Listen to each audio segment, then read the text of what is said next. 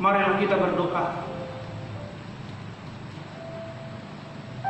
Damai sejahtera kasih Allah Bapa yang melampaui segala akal dan pikiran manusia, kiranya memberkati hati dan pikiranmu di dalam Kristus Yesus Tuhan kita. Terima kasih ya Tuhan untuk karunia yang senantiasa Engkau berikan buat kami. Engkau menjadikan segala sesuatu baik dalam hidup kami. Biarlah pertolongan-Mu nyata ya Tuhan dalam hidup kami, dan kami bisa memaknai hidup kami hanya di dalam naungan-Mu. Sebentar ya Tuhan, kami boleh mendengarkan sebagian daripada firman-Mu. Hadirlah Engkau di antara kami, sehingga kami betul-betul diurapi oleh kasih karunia Tuhan. Di dalam nama Anak Yesus Kristus, kami berdoa dan bersyukur kepada-Mu. Amin. Saudara yang terkasih dalam Yesus Kristus, salam damai sejahtera buat para ibu, bapak, dan anak-anak kami yang ada di rumah. Hari ini di minggu kita, di pertanyaan yang akan kita bawakan pada hari ini, biarlah sukacita Tuhan penuh atas bapak dan ibu sekalian. Kita dilawat oleh firman Tuhan yang terangkat dari buku kitab Ulangan, pasalnya yang ke-31, di ayatnya yang ke-14, dan diakhiri di ayat yang ke-22. Demikian bunyi firman Tuhan. Bapak dan Ibu silakan buka Alkitabnya. Kita akan membaca firman Tuhan hari ini. Demikian bunyi firman Tuhan. Pendahuluan nyanyian Musa. Kemudian berfirmanlah Tuhan kepada Musa, sesungguhnya sudah dekat waktunya bahwa engkau akan mati. Maka panggillah Yosua dan berdiri bersama-sama dengan dia dalam kemah pertemuan, supaya aku memberikan perintah kepadanya. Lalu pergilah Musa dan Yosua berdiri dalam kemah pertemuan. Dan Tuhan menampakkan diri di kemah itu dalam tiang awan, dan tiang awan itu berdiri pada pintu kemah. Tuhan berfirman kepada Musa, ketahuilah, engkau akan mendapat perhentian bersama-sama dengan nenek moyangmu, dan bangsa ini akan bangkit dan berjinah dengan mengikut Allah asing yang ada di negeri kemana mereka akan masuk.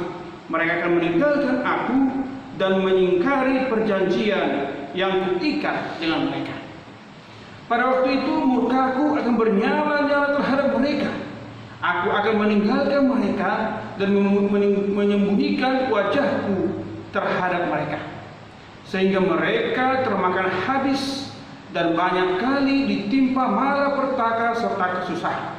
Maka pada waktu itu mereka akan berkata, bukankah malapetaka itu menimpa kita? Oleh sebab Allah kita tidak ada di tengah-tengah kita.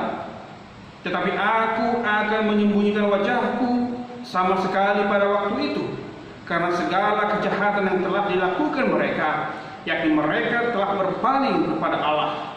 Oleh sebab itu, tuliskanlah nyanyian ini dan ajarkanlah kepada orang Israel, letakkanlah di dalam mulut mereka, supaya nyanyian ini menjadi saksi bagiku terhadap orang-orang Israel. Sebab aku akan membawa mereka ke tanah yang kujanjikan dengan sumpah kepada nenek moyang mereka, yaitu tanah yang berlimpah susu dan madu, dan mereka akan makan dan kenyang menjadi umum. Tetapi mereka akan berpaling kepada Allah lain dan beribadah kepadanya. Aku ini akan menista mereka, dan perjanjianku akan diingkari mereka.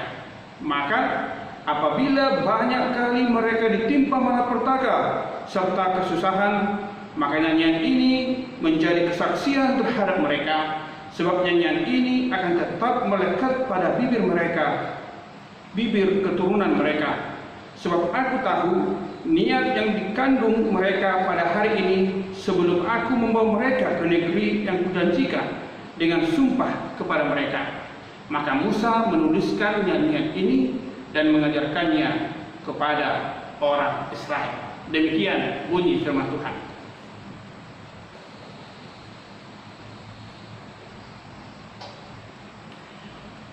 Saudaraku yang terkasih dalam nama Yesus Kristus, Bapak dan Ibu yang dikasihi oleh Tuhan Yesus Kristus, salam damai sejahtera, salam sukacita. Biarlah tetap semangat kita ada di dalam Tuhan, karena kita yakin percaya berkat-berkat Tuhan mengalir kepada orang-orang yang setia. Ada sebuah pepatah Melayu yang mengatakan, tak kenal maka tak sayang. Setelah berkenalan, maka marilah kita berbagi kasih dan berbagi sayang. Pepatah ini, saudara yang terkasih dalam nama Yesus Kristus, mengingatkan kepada kita sebenarnya seberapa mengenalkah kita terhadap orang lain. Siapakah yang lebih mengenal diri kita?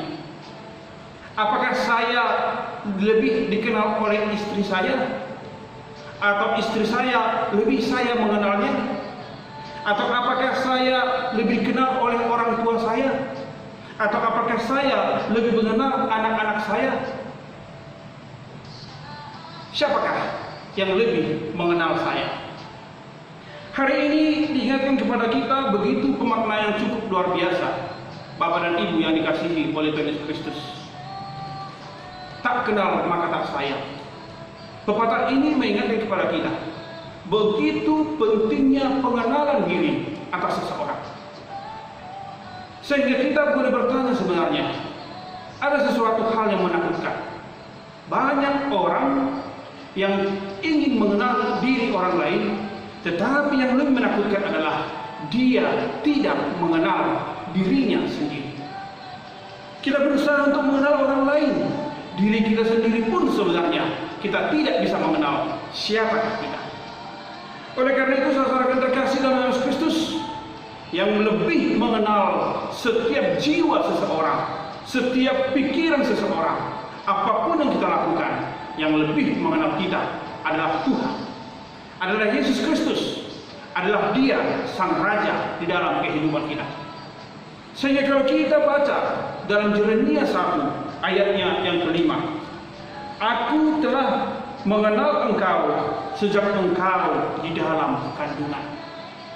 Bagaimana Allah menyatakan bahwasanya Dia mengenal Yeremia dari awalnya, dari mulanya, sampai dia mengakhiri kehidupannya dalam pertandingan imannya di tengah-tengah dunia. Saudara yang terkasih dalam Yesus Kristus, begitu berharganya sebuah pengenalan di dalam Tuhan. Hari ini firman Tuhan yang mengingatkan kepada kita, ketika bangsa Israel yang berada dalam sebuah perjalanan, pada saat itu mereka sedang beristirahat di kota Moab. Dalam perjalanan yang cukup panjang, perjalanan melewati gurun pasir, perjalanan melewati tantangan, perjalanan melewati cobaan, dan mereka sampai di kota Moab. Allah mengenal siapa mereka. Kalau Bapak dan Ibu coba membaca di pasal 30 ayat 9, di situ begitu diterangkan bagaimana Tuhan dengan begitu baiknya memberikan suatu motivasi kepada mereka, memberikan sebuah berkat kepada mereka, memberikan apa yang diinginkan oleh mereka. Tuhan berkata, Tuhan Allah melimpahi engkau dengan kebaikan, melimpahi engkau dengan pekerjaan, melimpahi engkau dengan buah kandungan, melimpahi engkau dengan hasil ternak, dan melimpahi engkau dengan hasil bumi. Karena apa? Karena keberuntunganmu, aku mengenal engkau seperti mengenal nenek moyang. Saudara terkasih, begitu bermaknanya pengenalan Tuhan kepada bangsa Israel pada saat itu. Di pasal 39, begitu Allah sangat memberkati mereka, menjanjikan yang baik kepada mereka, menjanjikan berkat-berkat yang luar biasa kepada mereka. Saudara terkasih, firman Tuhan hari ini yang sampai kepada kita di Ulangan pasal 31 ayat 14 sampai ayat yang ke-22. Di situ diterangkan seakan-akan begitu bertolak belakangnya janji Tuhan tentang berkat-berkat yang akan diberikan kepada mereka. Begitu tegasnya dalam kitab Ulangan dikatakan bahwasanya akan diberikan hukum, akan diberikan boda, nasihat, kepada mereka, mengingatkan kembali kemurahan Tuhan di dalam kehidupannya. Padahal kita ingat tadi, hanya beda beberapa ayat saja. Kenapa Tuhan melakukan itu? Karena Tuhan mengetahui siapakah bangsa Israel yang sebenarnya. Tuhan mengenal bangsa Israel yang sebenarnya. Tuhan mengetahui apa yang dipikirkan oleh bangsa Israel. Oleh karena itu, sesuatu kitab yang cukup unik sebenarnya, Bapak dan Ibu yang dikasihi oleh Tuhan Yesus Kristus. Kitab Ulangan disebut dari salah satu kitab Torah yang diistilahkan sebagai kitab Pentateuch, disebut dengan istilah Deuteronomium, atau dalam bahasa Ibraninya disebut dengan Devarim. Artinya di situ adalah bagaimana dituliskan kembali untuk mengetahui hukum-hukum, nasihat-nasihat, ketetapan-ketetapan yang Tuhan inginkan atas bangsa Israel. Ketika Allah mengenal siapakah bangsa Israel yang sebenarnya, hari ini diingatkan kembali, hari ini dikaji kembali berkat-berkat yang tertuang tadi, seperti yang kami bacakan tadi, ya, di pasal 30 ayat 9 ini, bahwasanya Allah akan memberkati mereka, akan memberikan pekerjaan, akan memberikan buah kandungan, akan memberikan hasil ternak, dan akan memberkati panen mereka. Tetapi hari ini, di firman Tuhan hari ini diperbaharui kembali ketika umur Musa yang hampir ujur. Di pasal berikutnya kita melihat bahwasanya Musa akan menyerahkan hidupnya kepada Tuhan, dan akan dituliskan bahwasanya Musa mengakhiri kehidupannya. Oleh karena itu, saudara yang terkasih, pengenalan Tuhan akan hidup kita membuat kita hari ini boleh introspeksi diri.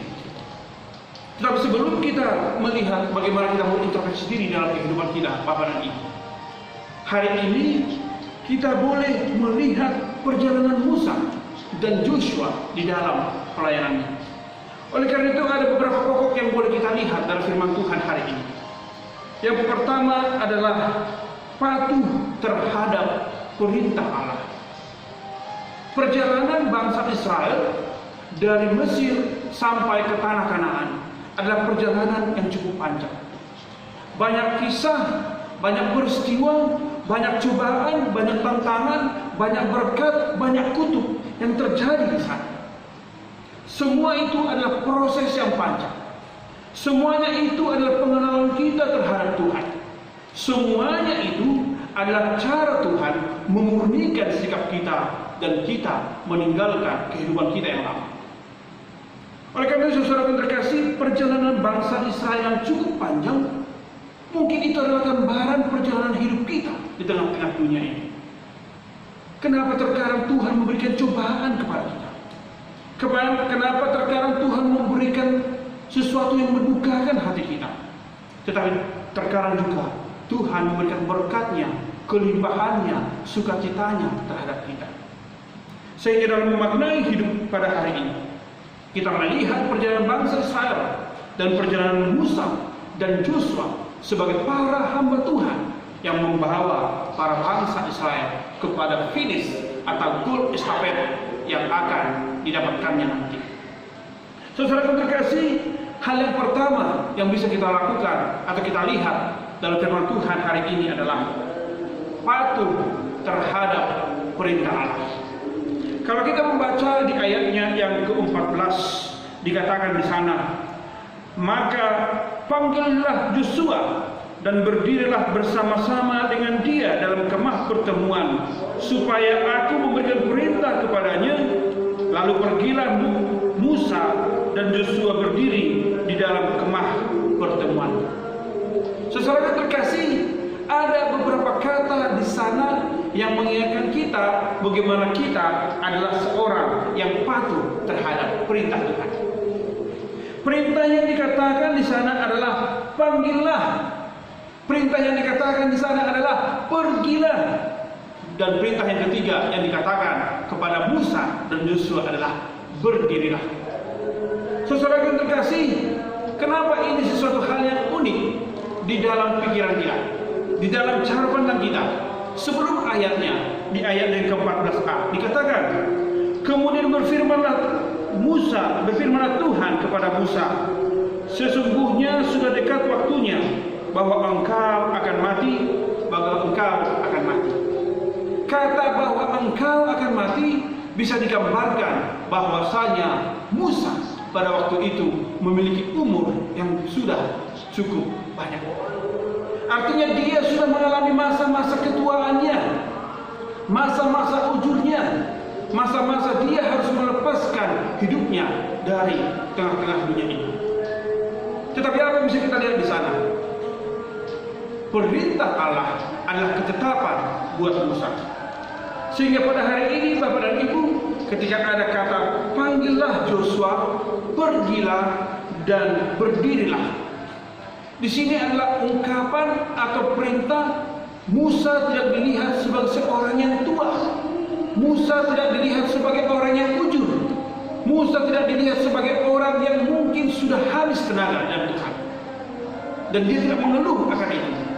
Apa jadinya jika Musa betul berkata, Tuhan aku sudah tua, Tuhan aku sudah mau mati, Tuhan aku sudah mau meninggalkan dunia ini, masa aku masih engkau suruh berdiri bersederajat dengan Joshua yang hari itu masih memiliki umur yang muda. Tetapi satu hal yang bisa kita ingat di dalam perintah Tuhan di ayat 14 ini adalah bahwasanya Musa patuh terhadap perintah Tuhan. Tuhan berkata panggillah, dia memanggil. Tuhan berkata pergilah, dia pergi. Dan Tuhan berkata walaupun umurmu sudah tua, umurmu sudah ujung, dia tetap berdiri menghadap Tuhan. Saudara yang terkasih, bagaimana kita patuh terhadap Tuhan? Secara khusus pada hari ini dan minggu-minggu terakhir ini kita menghadapi masalah COVID-19. Akhir-akhir ini terjadi beberapa problema di tengah-tengah gereja. Salah satunya adalah pemberian persembahan kepada Tuhan. Apakah Tuhan tidak mengetahui wabah ini? Tuhan mengetahui. Apakah Tuhan mengizinkan wabah ini harus terjadi? Tuhan mengizinkannya. Tetapi ketika gereja dan umat yang percaya dikatakan tidak bisa hadir lagi di tengah-tengah gereja, kita harus patuh terhadap itu. Tetapi karena kita tidak datang lagi ke gereja, apakah juga persembahan kita terhadap Tuhan? Peleatai gabinan robe tu harazau di bata markiti kuliah. Inilah yang disebut dengan istilah kepatuhan yang perlu kita berikan kepada Tuhan. Tuhan tidak berkata berikanlah persembahanmu dengan banyak, tetapi Tuhan mau berkata dengan ketaatan, berikanlah persembahanmu dari hatimu. Oleh karena itu saudara yang terkasih, hari ini kita diingatkan oleh Tuhan tentang ketaatan memberikan persembahan. Karena itu adalah janji Tuhan. Karena itu adalah bagian Tuhan. Karena itu adalah harus kewajiban yang diberikan sebagai para umat yang percaya kepada Tuhan. Karena kita harus mensyukuri setiap napas yang diberikan oleh Tuhan kepada kita. Maka kita juga berkewajiban untuk memberikan hak Tuhan dalam kehidupan kita. Tidak dibicarakan seberapa besarnya, tidak dibicarakan bagaimana itu bisa terbeban dalam hidup kita, tapi yang dibicarakan adalah ketulusan hati kita, berpasrah diri terhadap Tuhan dan memberikan yang selayaknya untuk dipermuliakan oleh Tuhan. Yang kedua adalah patuh terhadap ibadah di rumah tangga. Bapak dan Ibu, sudah berapa kali kita ibadah online? Sudah berapa kali kita mendengarkan khotbah dari YouTube? Tetapi apakah kita patuh di dalam rumah kita untuk mengikuti ibadah Tuhan? Jangan-jangan saudara yang terkasih, Bapak dan Ibu tidak pernah melakukan ibadah rumah tangga atau ibadah-ibadah lain di tengah-tengah keluarga kita. Ini adalah sebuah teguran yang cukup dalam. Hari ini kita diingatkan oleh Tuhan seperti Joshua dan Musa yang patuh dengan segala keterbatasannya. Ketika umur Musa pun sudah ujung, ketika umur Musa pun sudah melewati batas, tetapi dia tetap setia. Dia tetap mau memanggil, dia tetap mau pergi, dan dia tetap mau berdiri di hadapan Tuhan. Oleh karena itu ingatlah selalu ibadah-ibadahmu. Bapak dan Ibu, secara khusus untuk orang tua kami, para ayah, bapak, bawalah keluargamu ke hadapan Tuhan. karena pertanggungjawaban dari istrimu, pertanggungjawaban daripada anak-anakmu ada di pundakmu. Kepada ibu, tanggung jawab daripada anak-anakmu ada di pundakmu. Dan hormatilah orang tuamu, wahai anak-anakmu. Oleh karena itu, saudara terkasih, begitu berharganya patuh terhadap perintah Tuhan hari ini. Berikanlah persembahan yang selayaknya engkau berikan kepada Tuhan. Ingatlah Tuhan ketika engkau memberikan yang pantas untuk Tuhan. Dan yang kedua, dikatakan di sini, begitu berharganya ibadahmu di hadapan Tuhan. Yang kedua, yang bisa kita lihat dari firman Tuhan hari ini adalah upah terhadap yang tidak patuh. Dikatakan di ayat 18 adalah, tetapi aku akan menyembunyikan wajahku sama sekali pada waktu itu, karena segala kejahatan yang telah dilakukan mereka, yakni mereka telah berpaling kepada Allah lain. Sesuai yang terkasih, seperti yang kami katakan tadi, Allah mengenal siapa kita. Siapakah kita?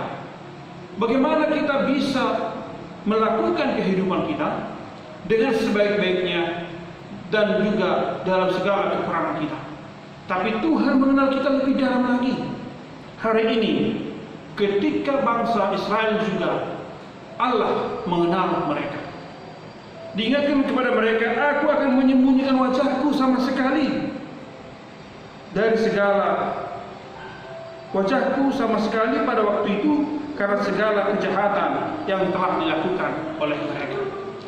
Saudara terkasih, begitu menyedihkan sekali ketika Allah memalingkan wajahnya kepada kita. Allah memalingkan wajahnya kepada kita, berarti Allah meninggalkan berkat-berkatnya dari kita. Allah meninggalkan umur yang panjang dari kita. Allah meninggalkan segala sesuatu yang akan direncanakan yang baik kepada kita. Oleh karena itu, diingatkan kepada kita pada hari ini adalah bagaimana kita seperti bangsa Israel supaya jangan meninggalkan Tuhan di dalam kehidupannya. Oleh karena itu, Musa dan Yosua diberikan tugas pada hari ini menasihati bangsa Israel, menasihati seluruh kita pada hari ini, supaya kita tetap setia, supaya kita tetap taat, dan supaya kita mau melakukan segala perintah oleh Tuhan. Maka dengarkanlah nasihat, dengarkanlah poda, dengarkanlah ketetapan Tuhan, seperti kitab Ulangan pada saat ini. Diulang-ulang nasihat itu, diulang-ulang perintah itu, diulang-ulang kata-kata hikmat itu, supaya bangsa Israel jangan lupa, supaya kita pun jangan lupa untuk mengikut Tuhan.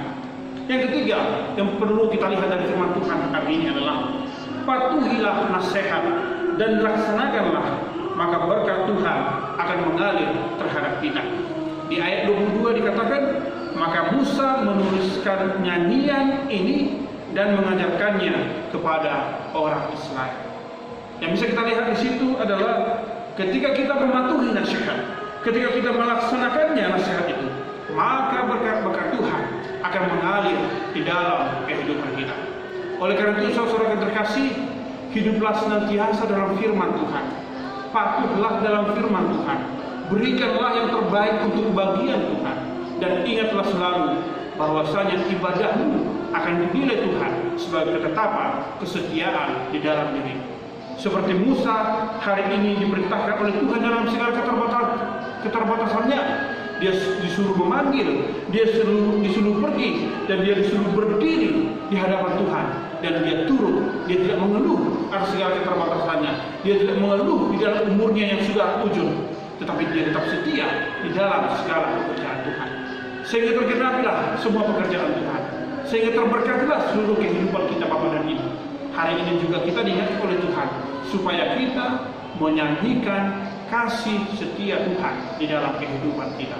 Oleh karena itu, hiduplah senantiasa dalam mengucap syukur, hiduplah senantiasa dalam pengenalan dirimu terhadap Tuhan, karena Tuhan akan memperhitungkan segala kehidupanmu di dalam segala apa yang kau berbuat. Oleh karena itu, berbuatlah yang terbaik di dalam Tuhan, dan lakukanlah firman Tuhan seturut dengan kehendak Tuhan. Bawalah keluargamu di dalam Tuhan, dan nyatakan kasih karunia Tuhan senantiasa ada di dalam rumah tangga. Diberkatilah kehidupan kita, diberkati segala pujian kita, karena kita percaya Tuhan akan memberikan pertolongan di dalam kehidupan kita. Amin. Kita berdoa. Terima kasih Allah surga untuk sapaan firman-Mu ya Tuhan. Biarlah sapaan firman-Mu itu memperbaharui iman kami di dalam segala keterbatasan kami, seperti pemanggilan-Mu ya Tuhan terhadap Musa dan pelantikan terhadap Yosua. Biarlah Tuhan kerelaan hati mereka dalam pelayanan yang dilakukan untuk bangsa Israel.